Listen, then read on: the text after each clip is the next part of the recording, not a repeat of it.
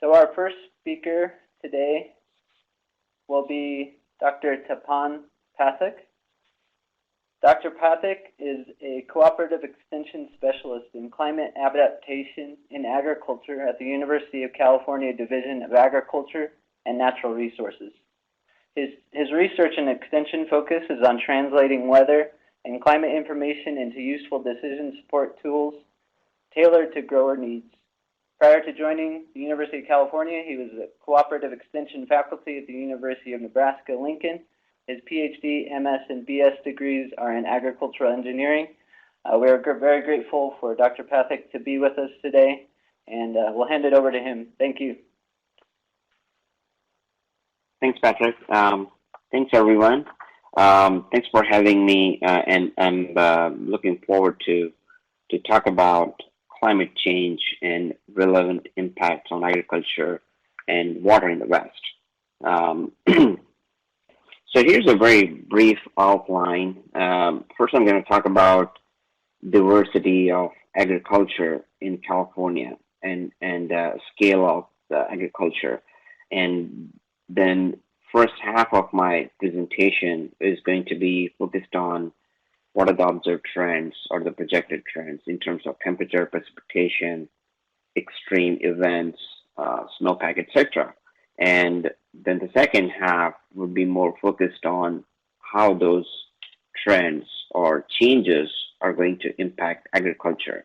And the last slide would be more focused on what are the research directions or the priorities, although there are many, but what are some of the priorities that should be focused on, especially when we think about or when we talk about climate change.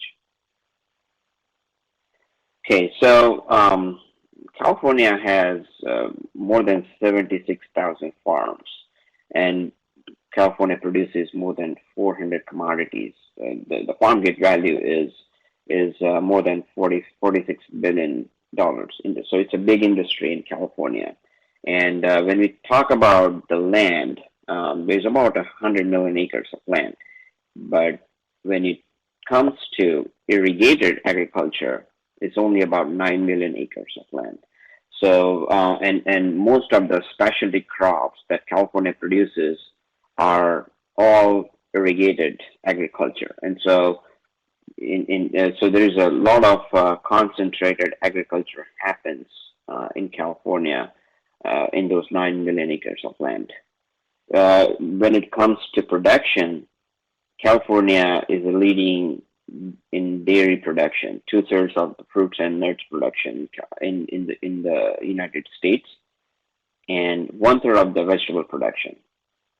So these are the top 10 commodities, although they do change year to year depending on their production and the value, but these include dairy, grapes, almonds, cattle, pistachio, strawberries, lettuce, floriculture, tomatoes, and oranges. So these are all mostly specialty crops, and a lot of those crops are very unique and only grown in California predominantly. So there's a lot of high value agriculture that happens in California. So when we talk about the changes, although I'm talking about specific to California, but remember when I talk about these changes in climate, they do resonate with the Western region in general, and there might be some specifics to the state, but these are sort of the generic or very general trends that could impact Western United States in general. So when we talk about changes in the temperature, this slide has different climate zones, and if you focus on zone E and zone G, which are Sacramento Delta region and San Joaquin Valley, that's a central valley for California, and that's where a lot of agriculture happens. When you talk about those nut crops, almond, walnut, pistachio, those are only grown in the valley, and so there's a lot of high value agriculture happens here. When you talk about the changes, rate of increase in the maximum temperature, the rate of increase in the minimum temperatures are substantially higher than the maximum temperatures. And that trend is consistent across California. And that trend is consistent elsewhere as well. Minimum temperatures are increasing at much higher rate.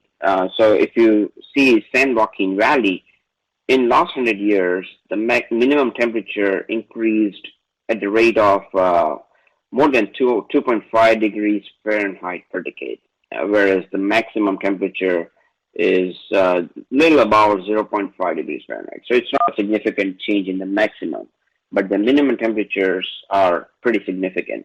And as you can see, rest of the region follows the same trend, although the numbers are different. If you see Zone D, which is a Sierras region where the snowpack and it's a mountainous region in California, that's where the minimum temperature matters a lot because that sort of impacts the water resources and the snow conditions, and increase in the minimum temperature do impact water and agriculture in a direct and indirect fashion. So when it comes to precipitation, here I'm showing 3 slides, which is 2 locations in Northern California, 1 in Southern California. As you can see, historic as well as future projections, there is almost no trend when it comes to precipitation, but you see a lot of variability in this time series. So what it shows is that California is going to be vulnerable to both flood and drought conditions as we move into the future, as there is no clear trend whether we are going in a drier than normal or wetter than normal conditions. There's another, so in terms of precipitation, another important fact, or what climate scientists or the modelers have more confidence in is the wet season is shrinking. So there is more confidence in the wet season shrinking, which means that even if you get enough precipitation, it is more likely that we will receive those precipitation as more extreme single-day precipitation type events in the future. So as I said, that will increase the flood type conditions, and West in general is also vulnerable to drought conditions. And so these projections are not very clear, but there is more confidence in the variability aspects. So if you put last 100+ years in 4 categories, so dry, hot, wet, hot, dry, cold, and wet, cold, this is a publication. I pulled this slide from the publication in Science, which shows that most of the recent years are either in a dry, hot category or wet, hot category. So they are in general hotter than normal. And more specifically, out of the recent 15 years, so maybe 8 or 9 out of those 15 years are in the dry and hot category. So California had, and in the West in general, had this exceptional drought in 2015 onwards. And so, the 2012 to 2015 time frame, and a lot of those years are in that dry and hot category from that drought. And this condition or this category is expected to follow as we move into the future. Okay, so another potential impact that climate change, or I would say that the trend, would be in extreme heat conditions.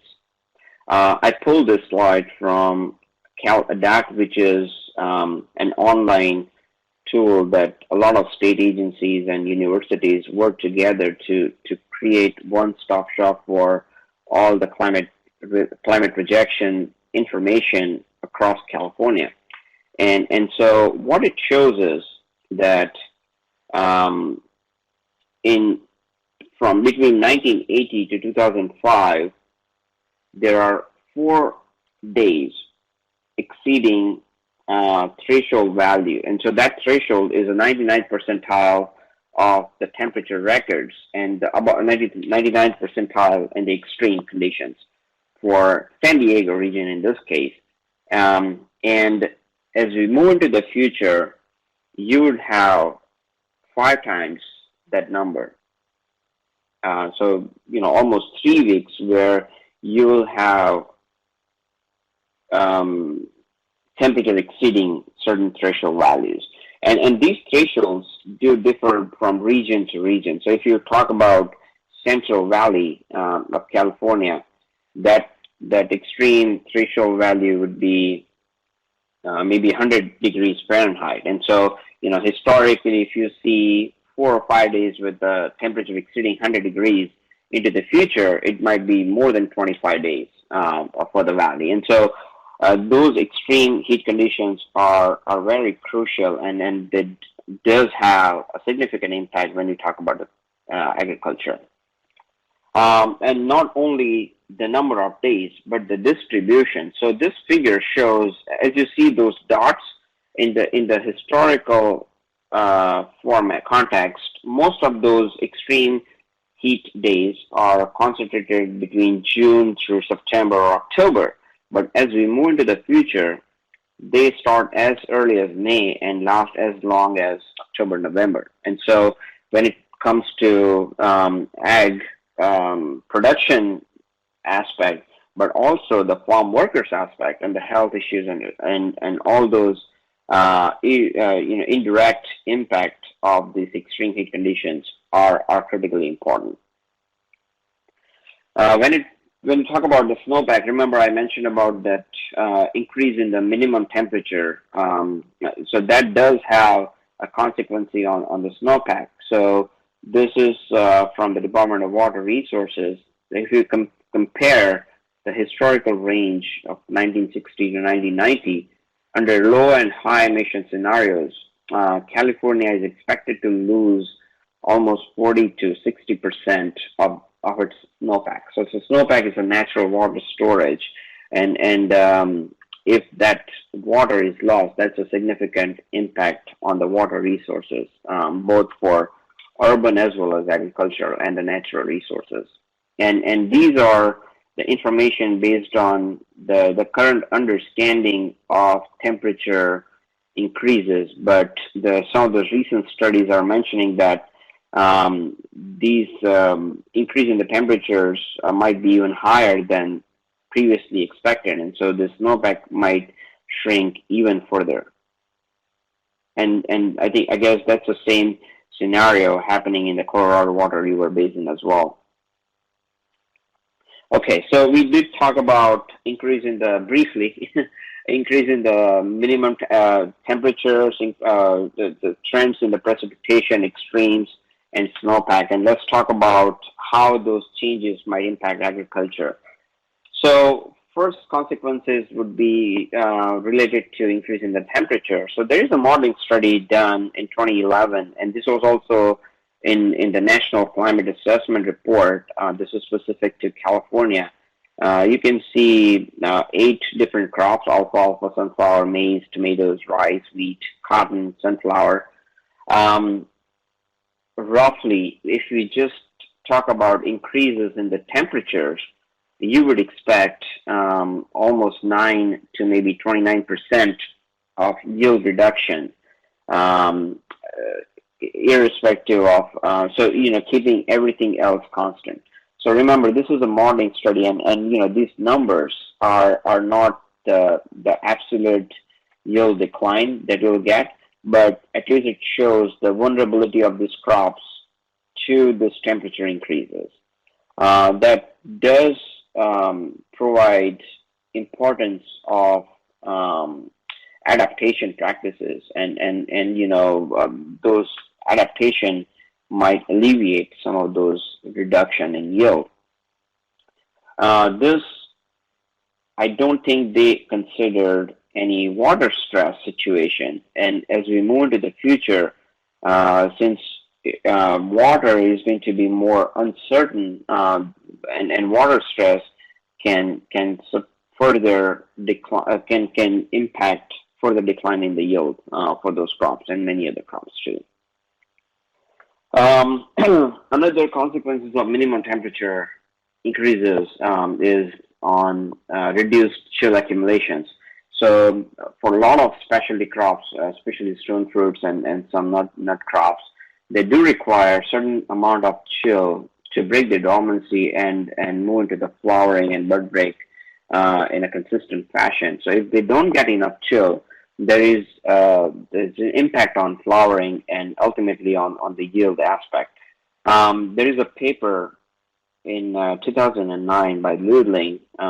He and co-authors studied impact of climate change on the chill accumulation, both chill portions and chill hours.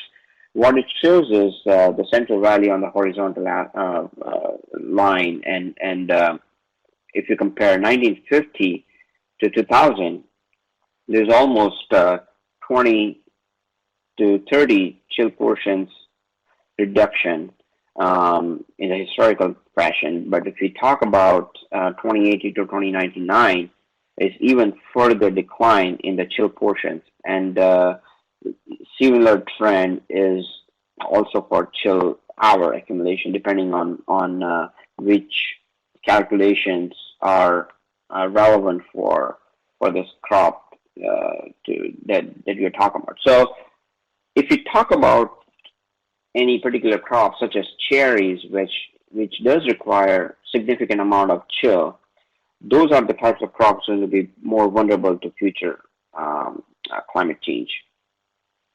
Length of the growing season, which is a time from last spring freeze to first fall freeze. So that time frame is expanding, and it's more expanding even further in the western U.S. compared to the east, and even further in California. And so the frost-free season is expanding in general.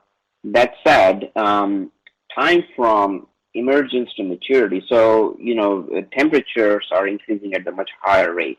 And we did one study on processing tomatoes in California, and what it shows is that although the frost-free season is expanding, time from emergence to maturity for the specialty crops might be shrinking. So for processing tomatoes, what we found is that in the current environment, if it takes 4 to 5 months for processing tomatoes to mature, it could be reduced almost by 3 weeks into the future. And one of the consequences from the agronomic point of view is that if the emergence to maturity time frame shrinks, that could have a potential impact on yield. So that's something we did not study in this paper, but at least there is one consequence that could happen. And this changes does interfere with the processors and the time frame in which they do want those crops at the processing facilities. We recently published another paper on how climate change is going to reduce frost risk across California. So frost has been a big issue for a lot of specialty crops, but under future climate change, we might expect less frost and less frost risk in many microclimate zones in California. So another potential consequences of climate change would be increased weed, pest, and disease pressure. And given that there is going to be less frost risk, there is even further increase in the pest and disease pressure for certain crops and certain pests. So we recently published a paper on navel orange worm, which is which is probably the most impactful pest for nut crops in California, and it can potentially impact or damage almost 20 to 30% of the crop. So it's a huge impact.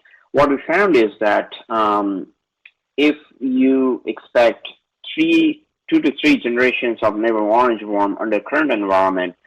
And if you incorporate those climate models and study an impact in the future, you might expect 4th and 5th generation of navel orange worm across the valley. And so that could have significant damage. And so this is just one crop and one pest, but these trends are going to carry forward as we talk about the future.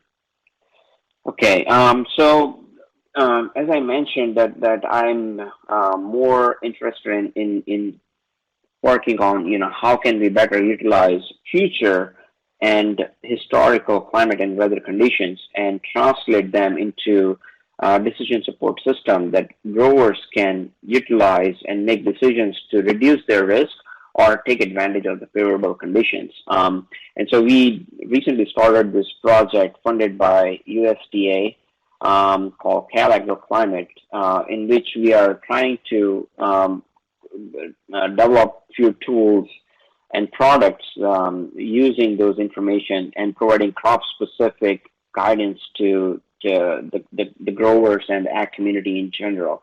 And our idea is to make it more crop-specific and grower-friendly. And so we're in the process of creating this series of tools, and hopefully we'll have more information later on this. I just wanted to mention about this project. So this is my last slide, and I'll stop. There are so many potential needs when it comes to climate impacts and making agriculture more resilient to climate risk. But I think it's important for us to understand and quantify impacts due to those extremes and the crop-specific impacts I'm talking about, because a lot of times every crop responds to those extremes differently, and we need to understand better so that we can provide solutions at much effective fashion. We tend to rely more on the modeling and when it comes to climate change impacts, but I think those models needs to be validated for field conditions, and that's another area for modelers to kind of focus their efforts on. As I said, need crop-specific, region-specific framework. We are starting this Climate project, and that's an ambitious project because we really want to be crop-specific and useful to growers. And so that kind of effort should be happening everywhere. And last, but the most important point I want to make is that simply providing this information is not important. We need to integrate stakeholder challenges and their priorities from the beginning of the process so that we can make those research more useful and usable to this grower community and ag community in general. With that, I'll stop, and feel free to email me and ask me questions. I'll be happy to answer. Thank you. Okay, thank you very much, Tapan, for that great presentation. Just for your information for those participants online, we're going to take questions, mark them down, and then we're going to present them to the speakers after the second presentation, which is coming up next. So hang tight for a little while, Tapan, and thanks again for the great presentation. Sure. Thank you.